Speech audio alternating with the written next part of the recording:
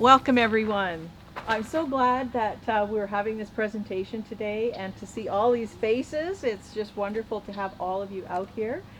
For those of you that don't know me, I am Kim Bissot. I'm from New Sun Cinema. The cameraman, videographer, producer, director, all around. He is Rick, and this is our presentation for you today.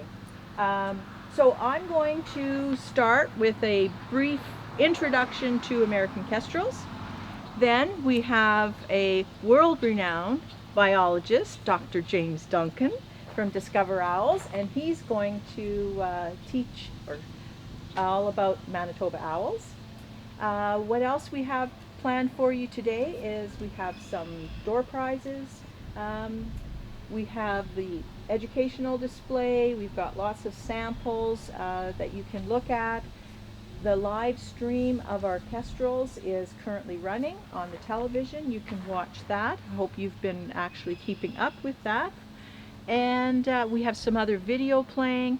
There's binoculars out back, a spotting scope, and yeah.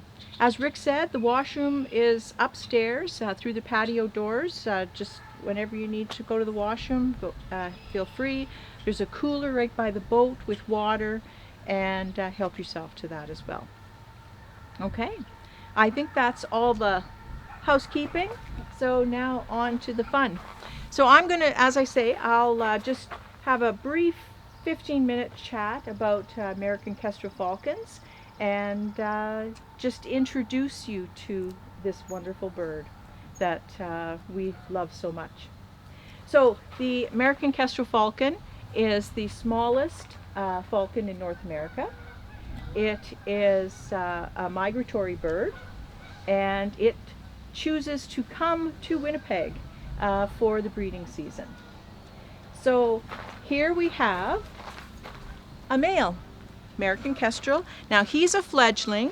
He's 43 days old, and we know that because you can see that he has a band. And Discover Owls banded him when he was in our nest box last summer. So we know exactly how old he is. At 20 days old, the kestrel nestlings are full adults' body size. Their wings and their tail will continue to develop after they have fledged. But he's got all of the characteristics that you would see in a male kestrel. So we see here that he's got the slate blue wings. He's got the rusty red back. The unique thing between the males and the females for the kestrels is that their plumage is different, and he's got a dark band at the bottom of his tail. And after the presentation, when we move him over to the display area, you'll be able to take a much closer look and you'll be able to see those features. So you see on his chest here, the males have a spotted chest. As they mature, some of them will even have quite a lot of orange on that breast. Now for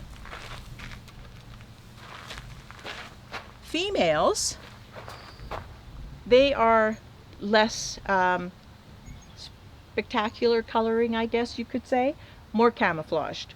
So here we have a sample board, the top portion and the tail here. This is from a young female fledgling. This was found on the roadside, and so that's why we just have the parts. It was a very young bird. So we have the same coloration of those dark tones, that rufous, that reddish brown on the female. You can see with kestrels, being a raptor, their talons. Their talons are amazing. They are long and pointy and sharp, and that's of course to grasp their prey. And then they've got that hooked beak, you can see on their skull. This being a female, the tail, a tail feather, or the tail of the female is multi-barred. There's actually 5 stripes as opposed to the one big terminal band. And this is a replica kestrel egg. So I do have some samples, and we can actually pass them around. They are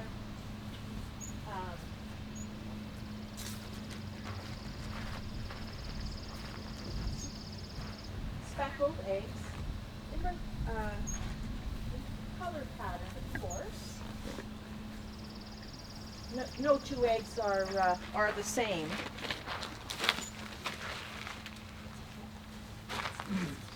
And even this year, we noticed quite a variation in the coloration of the eggs for the kestrels that we have nesting in our box. Also on this board, there's a couple of feather samples and pellets. So birds of prey, raptors, owls, they will cough up or puke up all of the fur and bones of whatever they've eaten, and then they will poop the rest. And if you've watched our live stream, you'll see that the pooping has already started, and it's quite projectile on the walls, on the ceiling eventually. So this display board as well will be out there for you to take a closer look at. So a little bit about sort of what we do. We have nest boxes because kestrels, they actually are cavity nesters. So the male will scout out sites. He's looking for any kind of cavity. So that could be a woodpecker hole, it could be a hollow in a tree, it could be a man-made box. And so on the far side of our property are the nest boxes that we have constructed.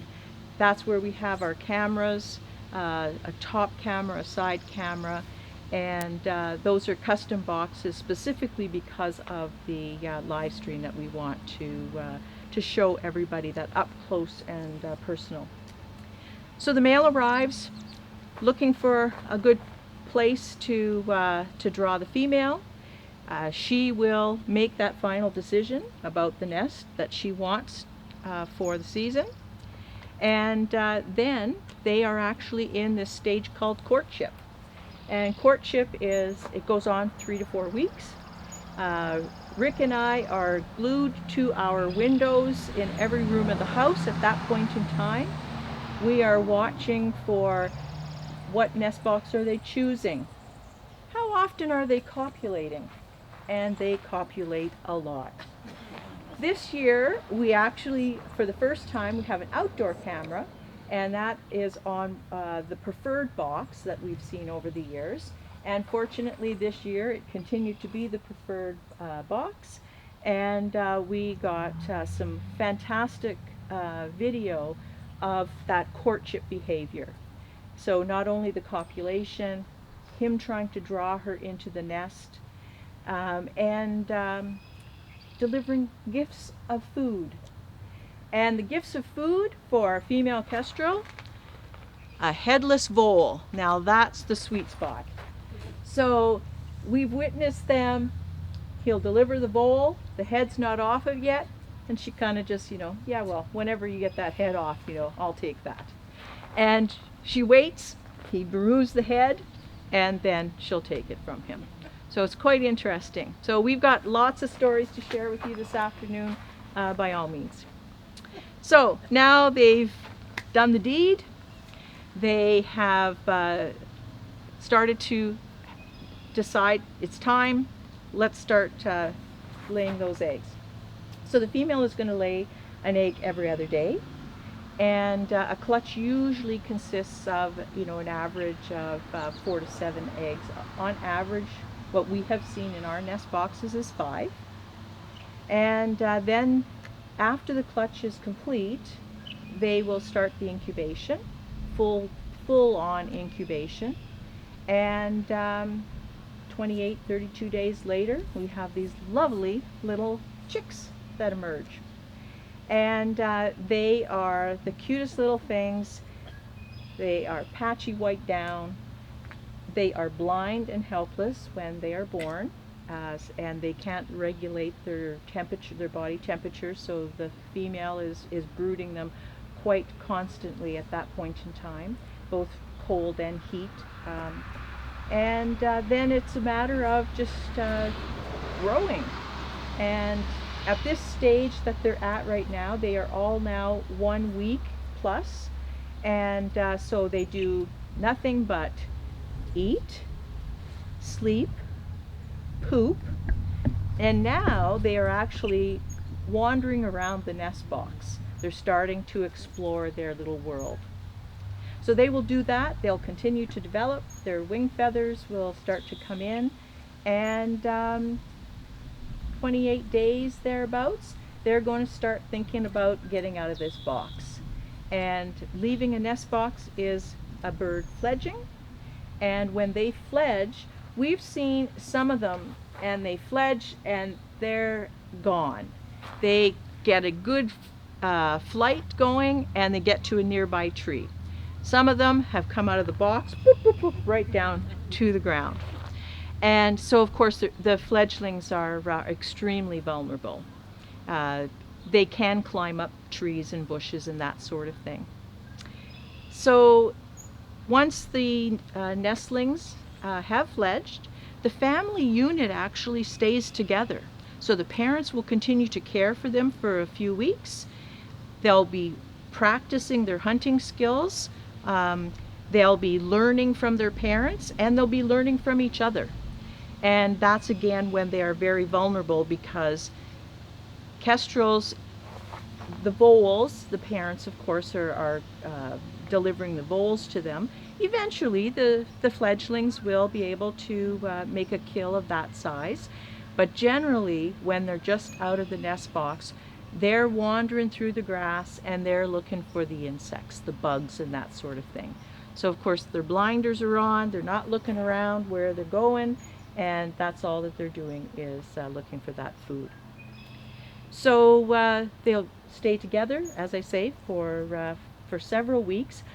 Sometimes we have seen them sort of disappear from our area for a few days, maybe a week, and then all of a sudden they're back. Other years, last year actually, we had these fledglings that didn't know that they already fledged. They would go out of the box, they'd go back in the box, they'd go out of the box, they'd go back in the box. So we're really not sure how many times one in particular might have fledged, because we even had some of them go back in the box to sleep, which is quite rare for us anyway in our experience. So in the past 8 years, we've had 30 fledglings from our one nest box. So that just shows you what conservation efforts and impacts any one individual can make. One nest box producing that many fledglings. And fingers crossed, we have 5 fledglings this year as well. So once they fledge and stay around for a bit, then they will start to disband the family unit. And then at some point in time, they will make the decision, it's now time to fly south. They will migrate. They can migrate down as far as the Caribbean. And the females tend to migrate first. They get to the new wintering ground before the males, so they get the prime spot. And then the males tend to be in the wintering grounds more in the wooded area. This is, of course, the ideal location for kestrels. You've got the hydro lines, the hydro poles, you've got the short brown vegetation. That's where you're going to see those kestrels if you're out in rural areas, the pasture land, that sort of thing. And yeah, so then after I'd say probably sort of the August time frame, our research is pretty much wrapped up, because we have stopped seeing them come regularly. But for weeks, yeah, we're still looking for them and hoping and watching all the different perches. as a bird that perches a lot, it's amazing. Sometimes we'll say, and Rick and I have all kinds of little nicknames for all the different locations, and we'll say, oh yeah, there she is, she's still up at the right telephone pole, and an hour later, yep, she's still there. So a sit and wait predator, that's the type of species that they are. Okay, so that's pretty much a very high level intro of kestrels. And if you have any questions, feel free to ask. I will do my best to answer. Looks like Catherine has a question.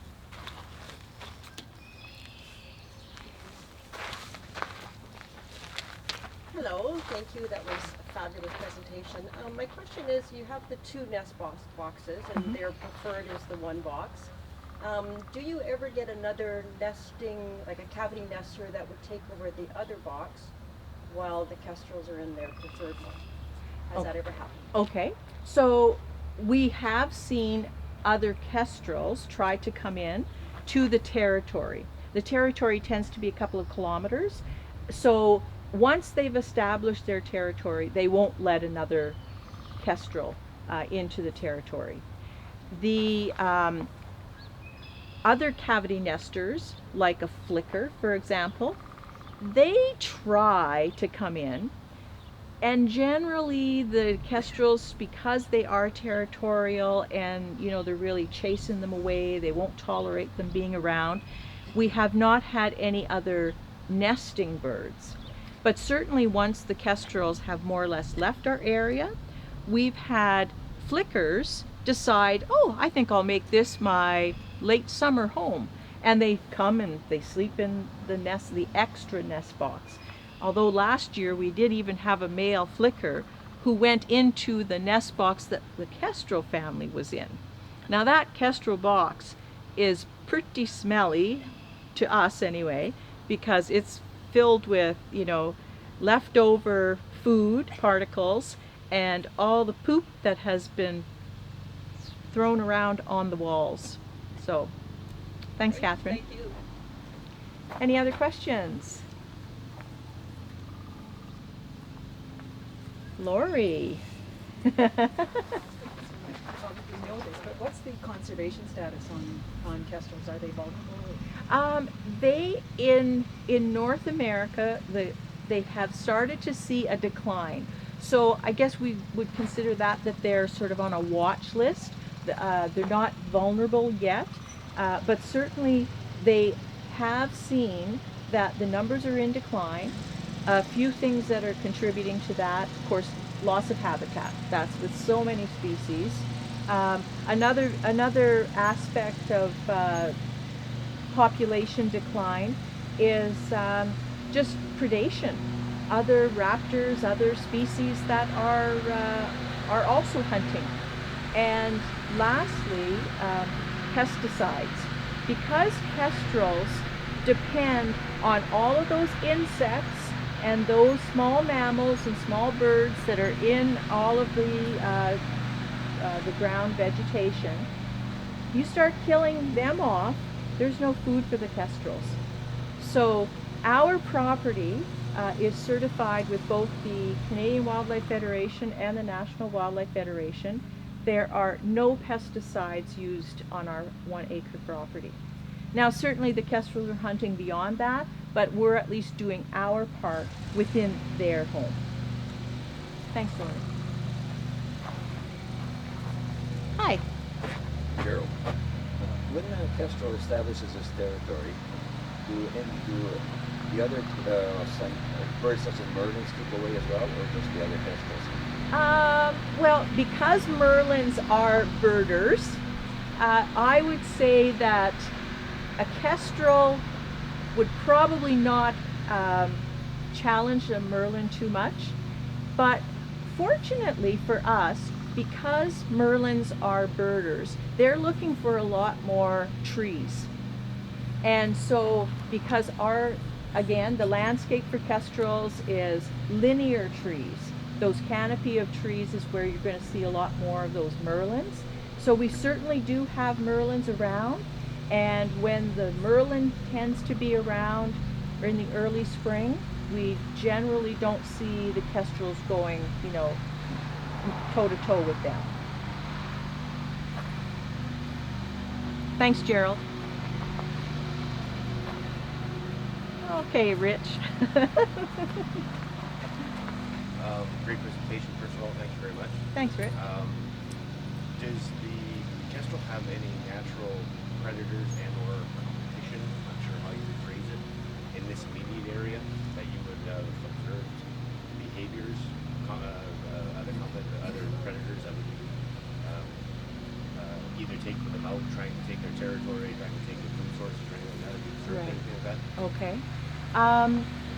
So of course, other hawks and raptors are any other type of bird of prey that is a birder will certainly be a predator to the kestrels. The European starling, it's an invasive species, and it is also a cavity nester.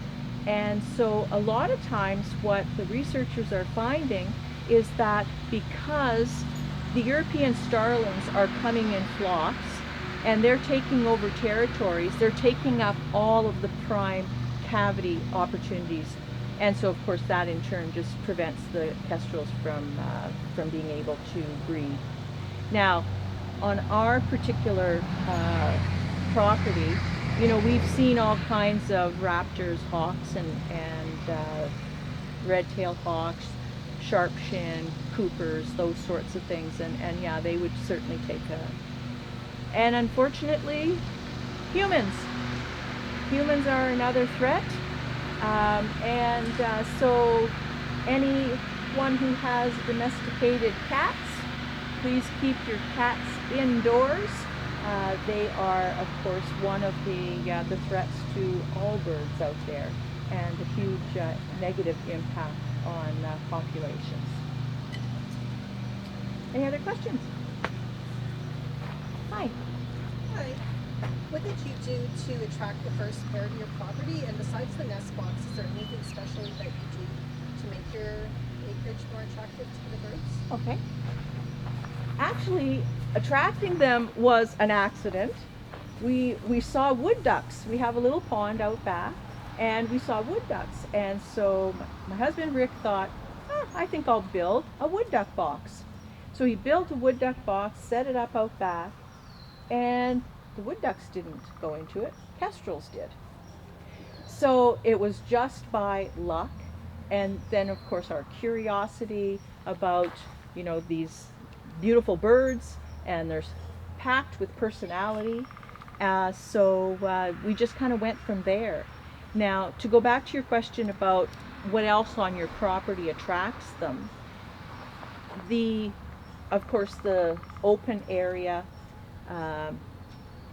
What we did last year with the assistance of Jim Duncan was we put up some additional perches, because there's very few trees along our property line, and with them being a perch hunter, so those perches back there give them that opportunity now to do a lot more hunting right close to their nest box. And when you look out in our backyard and you see all of those, we call them the KP poles, and there's tall grass. So it's not that we have not cut all the grass, we have deliberately left grass that's taller. And then that way there's protection for the rodents, and then of course the kestrels are able to get, there's food source close to home. Any other questions?